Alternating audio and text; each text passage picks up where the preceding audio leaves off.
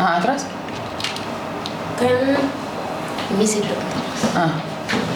Dok dekat sini mbak, biar magnetnya nempel.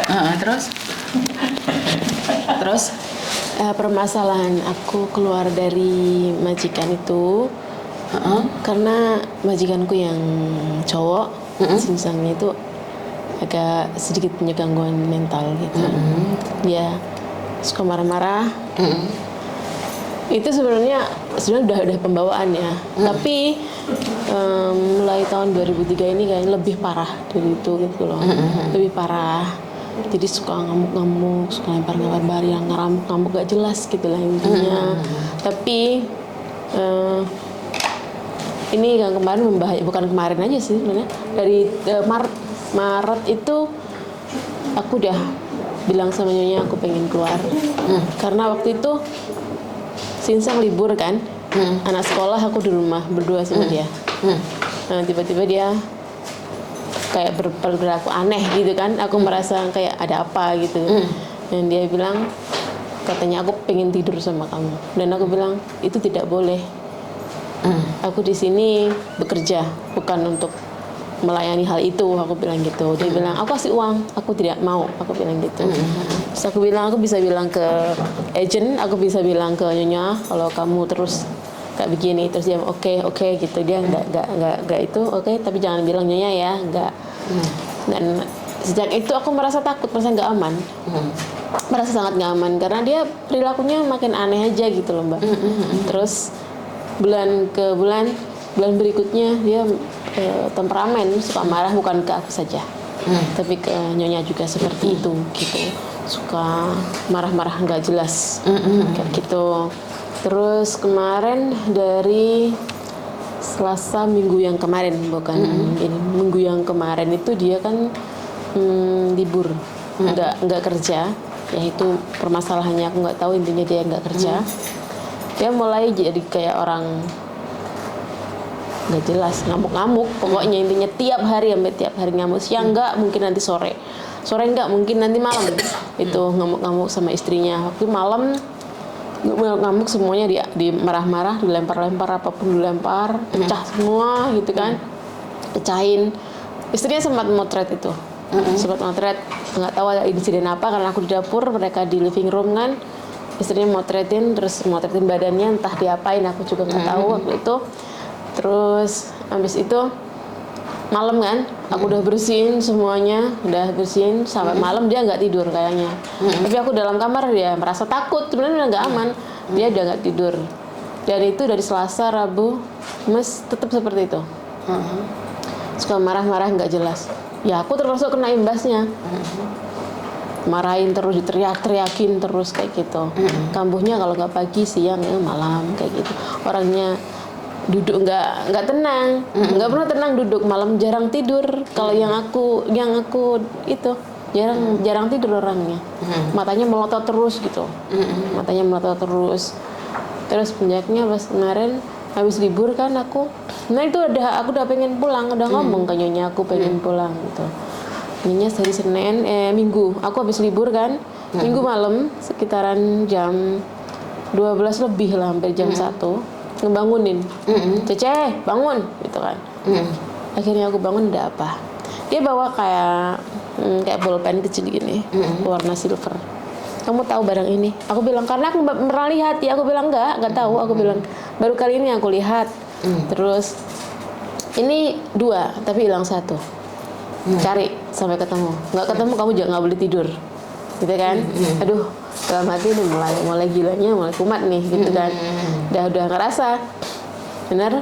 Ketemulah barang yang dia maksud. Aku bilang ini kan, dia bilang bukan. Kamu tadi bilang ini, sekarang bilang bukan. Maunya yang mana? Aku bilang gitu. Aku nggak tahu barang seperti ini, nggak tahu. Terus akhirnya aku bangunin nyonya. Dia bangun, nanya nyari apa? Cece itu loh ngambil barangku. Lah, barang apa yang diambil dia? Dia nuduh kan? Aku udah nggak tahu barang apa yang dia maksud, gitu kan? Barang apa yang kamu maksud gitu?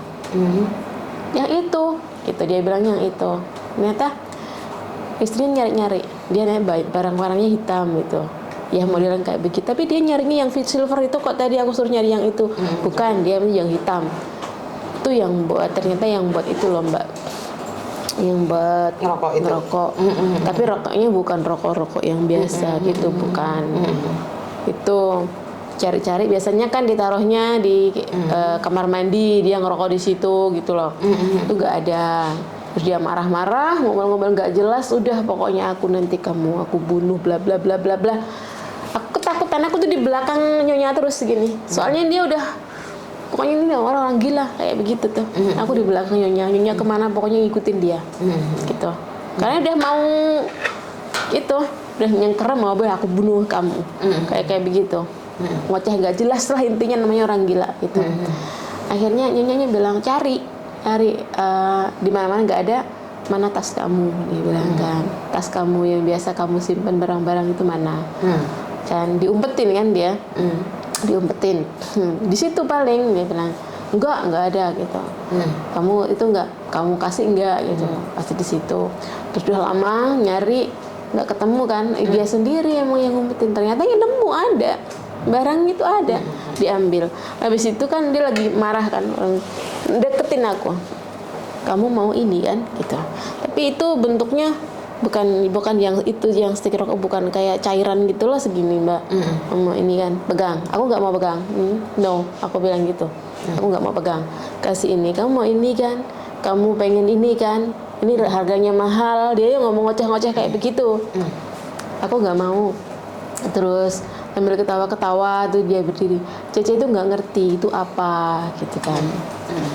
Udah ngocehnya nggak jelas. Cece, yuk tidur yuk sama aku, ayo peluk aku. Kayak ngomong-ngomong kayak begitu. Ada istrinya itu, gitu kan.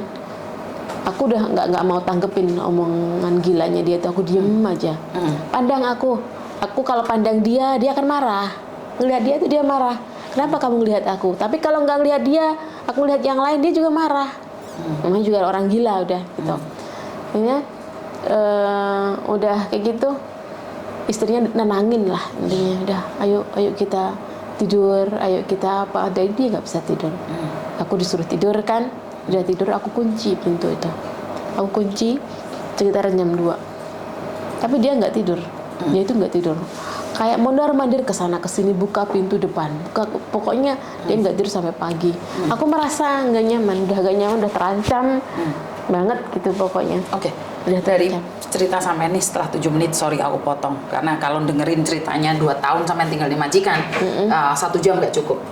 Pertanyaan saya adalah, saat kamu mengatakan mereka gila nih, saya percaya dengan jenengan, ada buktinya nggak? Setidaknya rekaman atau video? Satu aja. Kalau rekaman aku ada, tapi ini yang rekaman yang paling itu sebenarnya nggak bisa aku dengar, nggak ngerti kenapa. Tapi ada beberapa rekaman yang bisa didengar. Ini yang paling bawah ini nggak bisa didengar. Yang bisa didengar ya, Mbak? Yang bisa didengar tadi omongannya dia kan nggak jelas ngomongnya, kayak ngalor ngidul gitu loh. Yang mana satu? Yang paling akhir itu yang paling bawah itu nggak bisa didengar, nggak tahu kenapa itu, padahal di situ dia ngomong banyak hal, yang mau bunuh aku lah, yang mau apalah gitu, di situ ada. Kalau yang pertama itu, yang paling atas itu udah mau selesai, udah mau kelar tuh, barangnya udah ketemu gitu.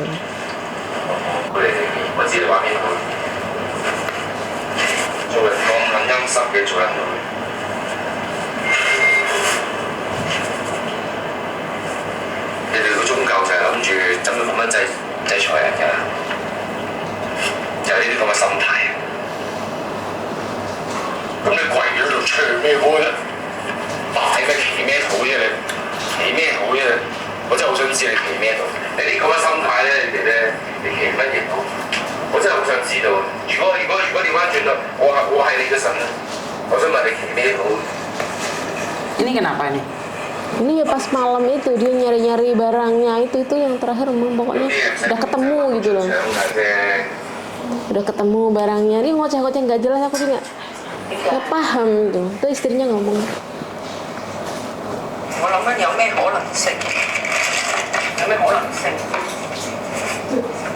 Itu istrinya ngomong sama dia.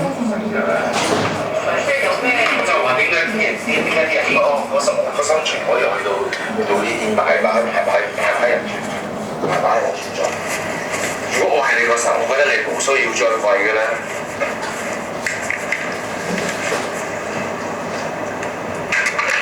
心態講嘢，心態啊，有幾咁有幾咁，真係要幾咁，真係要幾咁。跟住嗰陣時，你仲可以喺面前咁嚟咗啊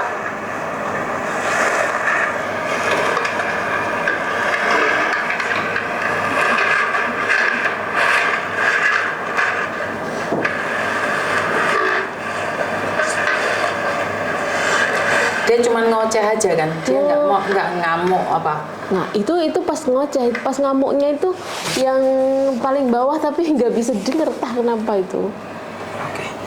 Soalnya kalau ngoceh kayak gini menurutku ya, orang Hongkong memang masih di bawah standar. Makanya kenapa kamu sudah ke Hongkong kan?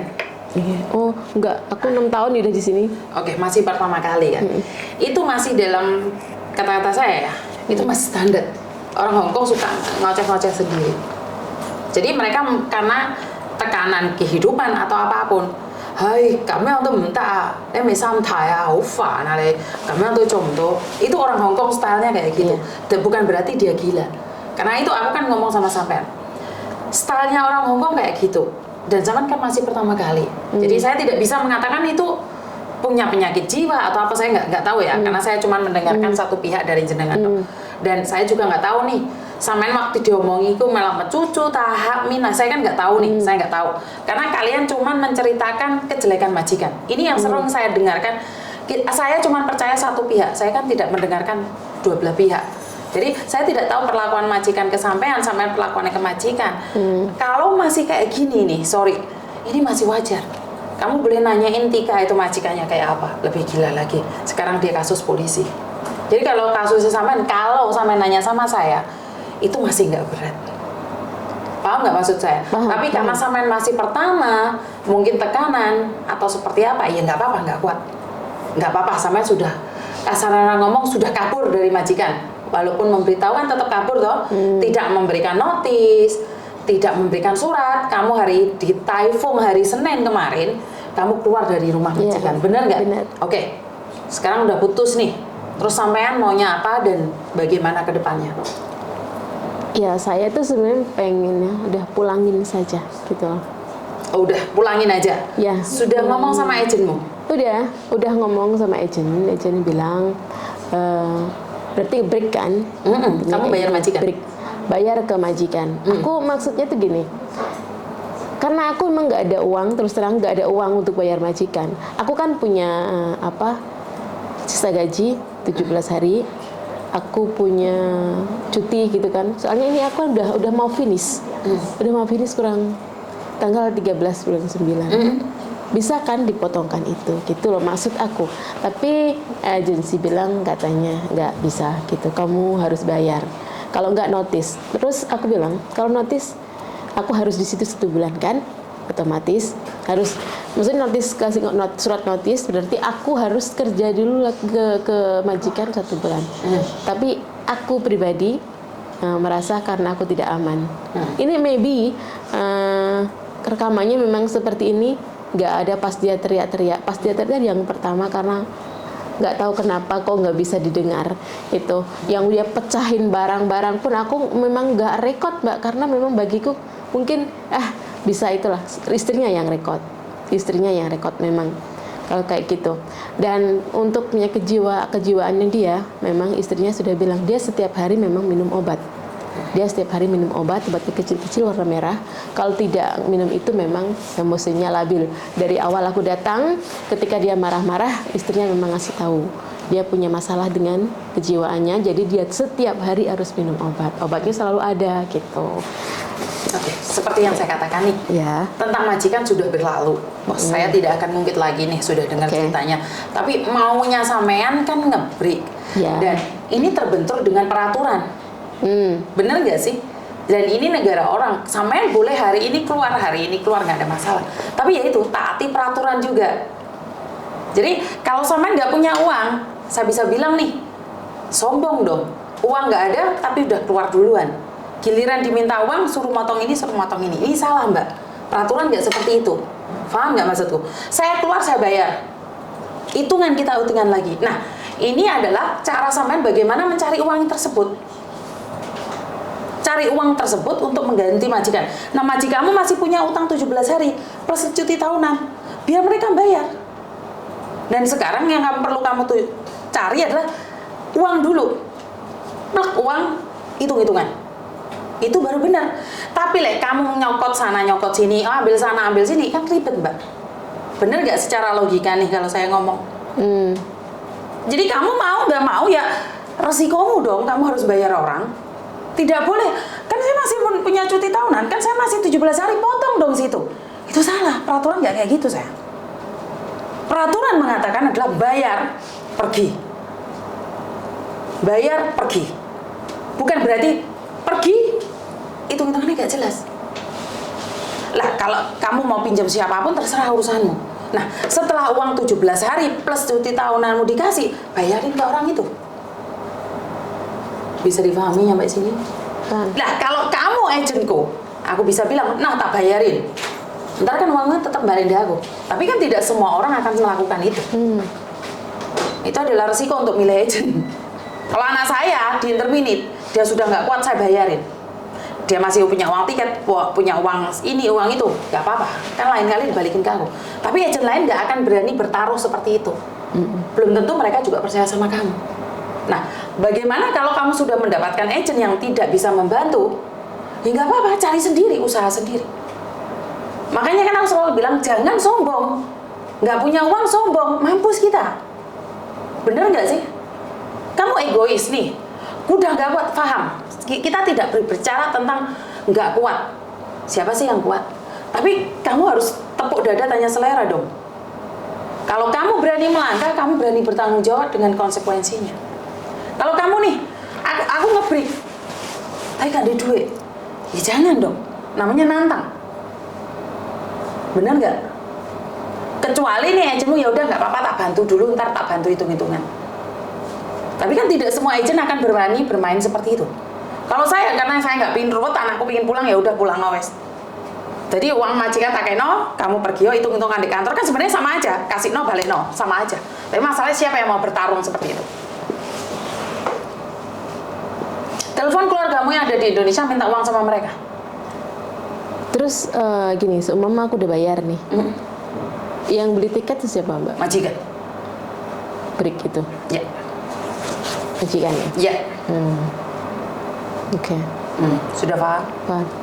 Ada pertanyaan lagi? Kayaknya nggak ada. Sudah jelas ya? Ya. Jadi kamu harus cari uang bagaimanapun caranya. Jadi kan kamu hampir 5 hari, 6 hari, apa yang kamu lakukan di boarding house? Kalau di boarding house ya aku nggak itu apa-apa sih, cuman ke agensi, terus mungkin ada sedikit. Kemarin bos aku sih bilang gini aja, kalau tuannya lagi kerja gitu kan, kerja kamu balik ke sini gitu kan, bosku tuh cewek, balik ke sini seperti biasa, ngantarin baby sekolah kayak gitu kan. Terus aku bilang ya yang penting kamu kasih keamanan buat aku ya gitu, nanti kalau dia pulang ya sudah pergi saja gitu kan. Tuh nyonya bilang begitu, aku bilang it's okay gitu.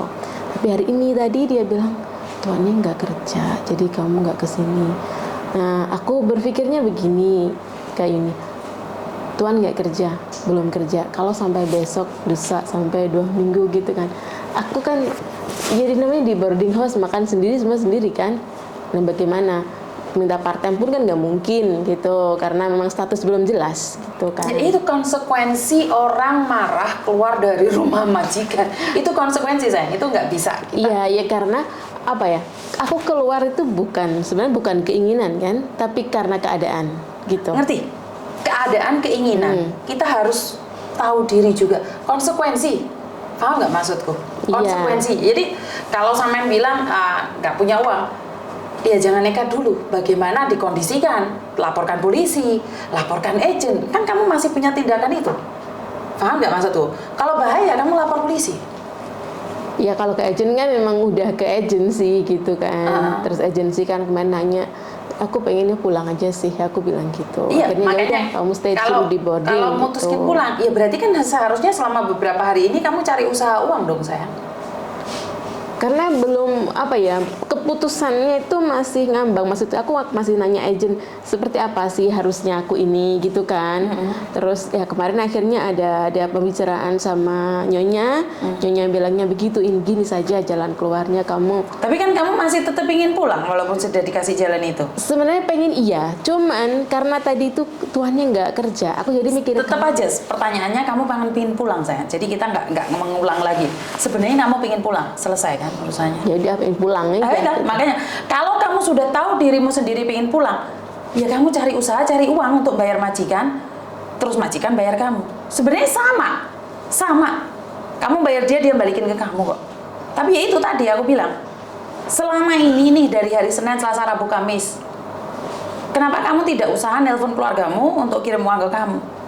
Kan sama aja, ntar kirim balik lagi ke mereka. Belum kepikiran seperti itu sih. Makanya kan saya ngomong sama kamu, seharusnya kan berpikir seperti itu konsekuensi. Nah kamu lama-lama di agent kan bayar makanan, jalan, mau kemana-kemana kan pakai uang sendiri. Iya. Nah kenapa kamu mau menerima konsekuensi itu begitu lama, sementara kamu tidak bisa mengambil keputusanmu sendiri? Bener nggak Miss Yuni ngomong kayak gini? Mungkin waktu itu aku berharapnya bisa keluar tanpa aku harus mengeluarkan biaya sendiri mungkin gitu loh. Ya salah dong sayang, itu nggak ada di peraturan. Kayak gitu. Itu nggak ada dalam peraturan. Jadi mungkin kita harus sosialisasi bahwa nggak boleh kamu itu keluar, kamu motongan sana, motong sini. Paham nggak maksudku? Jadi ini peraturan, kamu keluar bayar.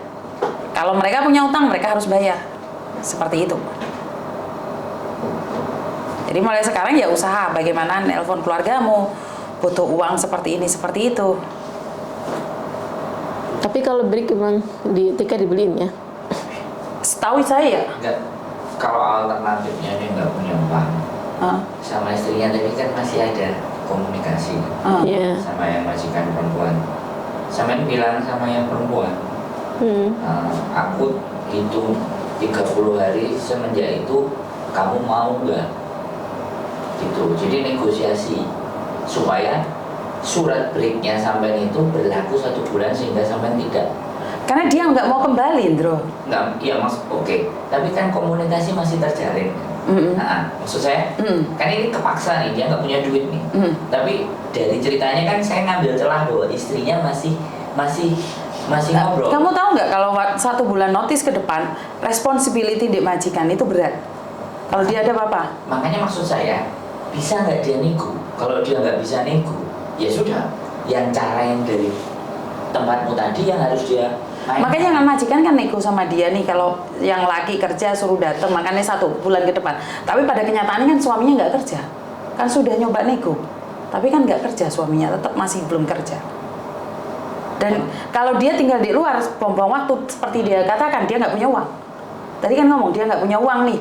Kalau aku lama-lama di luar, sudah nego, tapi masalahnya kan majikannya nggak tahu kerja nggak, bener nggak? Sampai ngomong kayak gitu nggak tadi?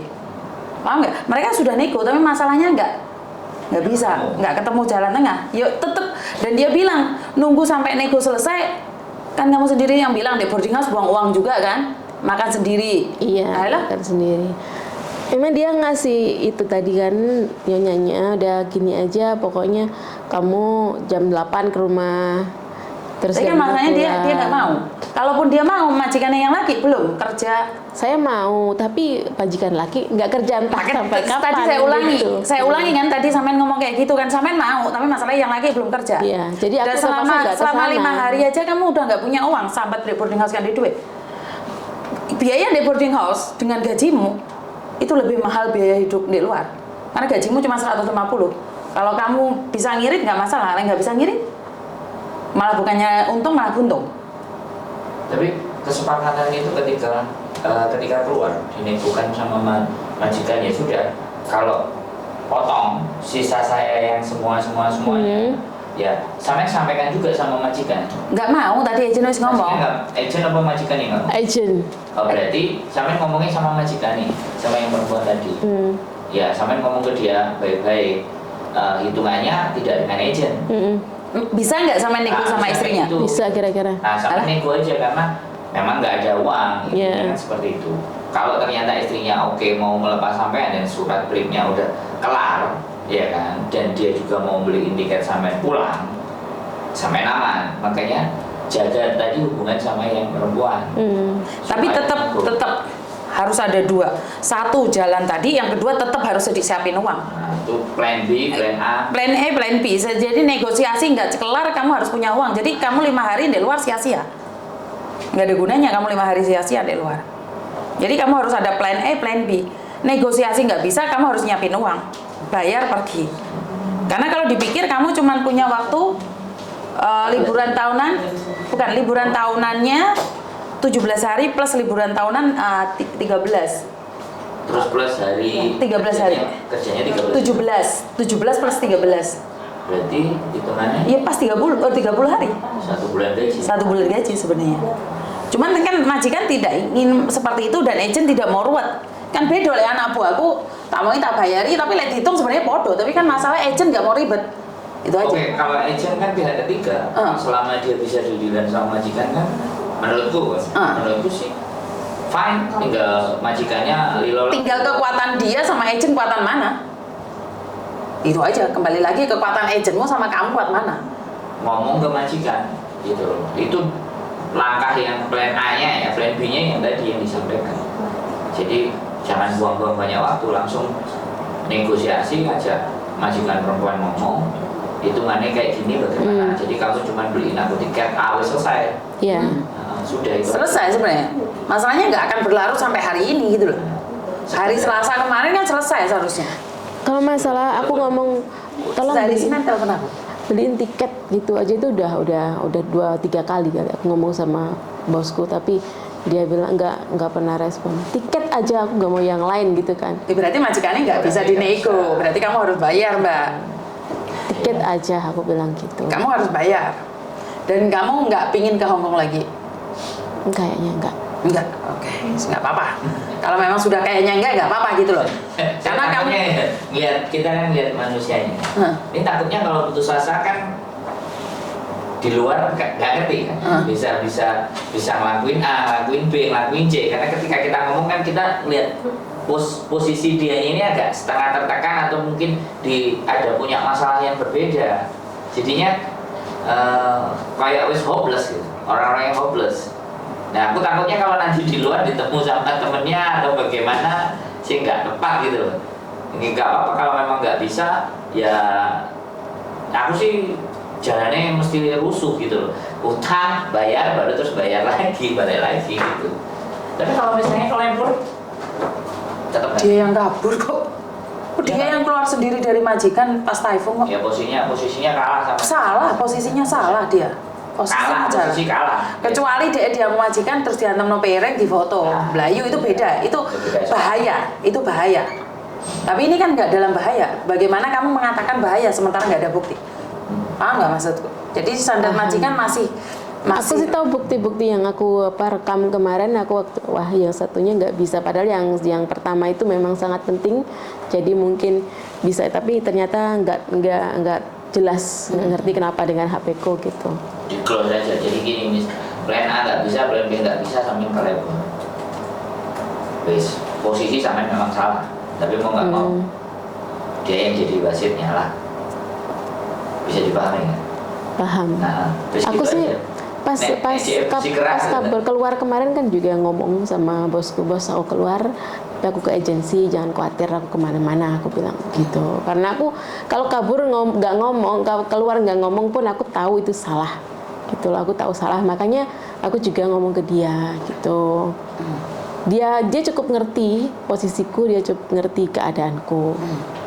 Bosku yang perempuan itu, makanya dia bilang pulanglah, dia udah nggak apa-apa, nggak mungkin gitu. Aku lebih tahu keluarga mereka. Tapi bisa berarti balik ke sana tuh nggak bisa. Kembali ke sana kalau ada lakinya, itu aku kayak sudah trauma karena dari bulan Oktober 2022 dari itu aku sudah, dia suka marah-marah nggak jelas itu udah mulai ada sedikit trauma. Terus kemudian di 2003 Maret dia ngajak tidur itu udah ketakutan setiap hari. Maksudnya gini aja, wis terakhir ya, sampean balik ya, sampean balik ngajak edan atau teriak-teriak. Loh ya, kalau sampean nggak mau posisi bayar, saya selalu ngasih ngasih pilihan. Loh, enggak.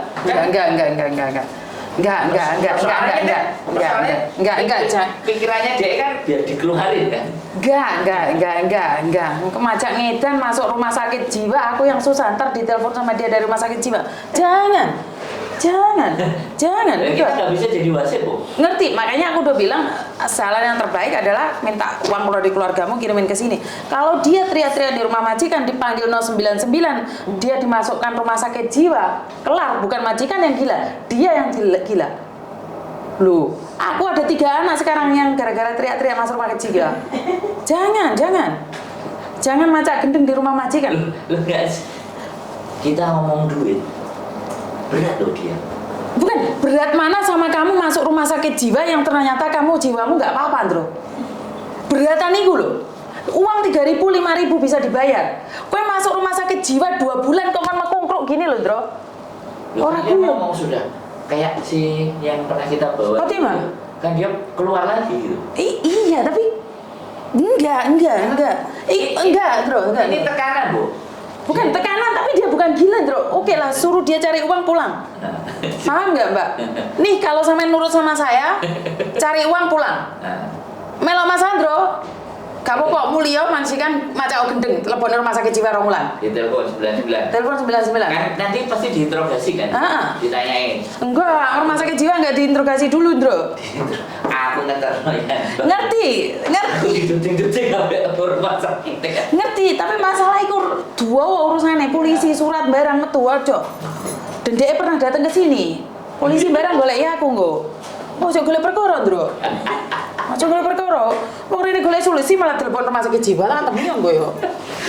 Kan duit. Kan duit 5 juta cuma 10 juta loh. 5.000 cuma 10 juta loh. Dibandingkan dengan kamu 473 kan gaji standarnya dia kan. enggak apa-apa ngomong aja 5.000, 10 juta dikirim. 10 juta kelar urusanmu. Daripada kamu masuk rumah sakit jiwa 2 bulan loh. Terus gue balik naik duitnya. Kan gajinya tadi itu kan. Iya, lu ngapa macak gendeng lebih baik kan wong Indonesia kan Kan ego sama agennya nggak mau. nggak bisa. Agennya yang susah. Karena itu milih agent kan aku selalu bilang hati-hati, tapi tahu dari mana agent hati-hati sama enggak? Ya harus ikuti kalian misinya aja. Paham? Berarti gini, aku nanti kalau udah bayar dia, dari mulai tiket, terus kayak sisa gajiku kemarin, sama aku Cuti punya tahunan. itu dia keluarin. Ya, harus wajib. Kalau kamu sudah bayar dan dia nggak ngeluarin, aku yang akan bantu kamu nuntut. Kalau agentmu tidak mau membantu, cuman kamu harus penuhin dulu punyamu sebelum aku menuntut orang lain. Penuhi dulu kewajibanmu baru minta hakmu. Lah kewajibanmu orang mau kayak kabur, bagaimana aku menuntut orang lain? Paham nggak? Harus ada tanda tangan, serah terima, foto dan video. Tidak, kamu tidak boleh menyerahkan ke dia. Suruh datang ke agent, uang kamu pegang, saksinya agent, semuanya kamu bayar, cepret, tanda tangan, dia bayar sama kamu lagi. Kalau seumpama nih, aku udah pegang duit, aku udah ada duit, tapi dia nggak mau gimana coba? Nggak bisa. Harus mau ya? Loh, Tidak bisa. itu hak sampean, Mbak. Kita tuntut ke labor loh. Tuntut ke labor, kalau kamu sudah punya uang tapi dia nggak mau, kamu boleh nuntut dia. Ya, yuk maju. Beda, itu udah beda. Karena kamu sudah memenuhi kewajibanmu. Aku bantu kamu nuntut hakmu. Kewajiban aja nggak dilakoni, kowe macak gendeng ya edan aku, Mbak. Gak mau aku, gak mau bantu. Miss Yuni, yo ora. Aku akan membela orang yang sudah memenuhi kewajibannya. Lah kewajibanmu harus melakoni, aku ate nuntut juga loh. Sukanya udah siap loh, Mbak. Saya siap bantu, tapi jangan kabur Jangan terus. posisi salah. Jangan posisi salah. Posisi salah gak wani aku, Bro. Posisi salah, posisi benar. Nanti nggak? Kalau agentmu nggak mau ngomong sama aku, Mau ke mana? ngerti? Udah mandi. Ada yang lain? Biar. Ya. Udah paham? Miss Yuni keras loh, Miss Yuni nggak akan lelet. Sekali lagi setelah keluar dari sini keputusan ada di kamu. Kamu mau jadi kaburan, mau apapun terserah. Cuma aku udah bilang, Lek kamu pengen pulang kok. Gak usah macam-macam di Hongkong. Ngerti? Oh ya, paham? Paham, Bang. Ada yang lain lagi? Kayaknya enggak. Heeh, ya wes golek duit saiki. Soalnya kemarin nenek arek tak wamuk guru-guru tiket sore ini dia ngomong, "Miss Yuni untung kowe tak ngamuk aku." Lah kok iso? Lah kamu amuk aku jadi mikir buntu terus. Mari mu amuk encer utekku jere. Wis mulai Indonesia saiki, Bang. Ya sama kayak sama. Encer apa bentuk, Mbak? Udah. Lek kurangnya tak amuk meneh. Enggak. Enggak ya. Lah tapi Udah, dunya cukup. kok jadi gak malih. Apa? Dunyaku. Eh. Ya wes. Next. Oke.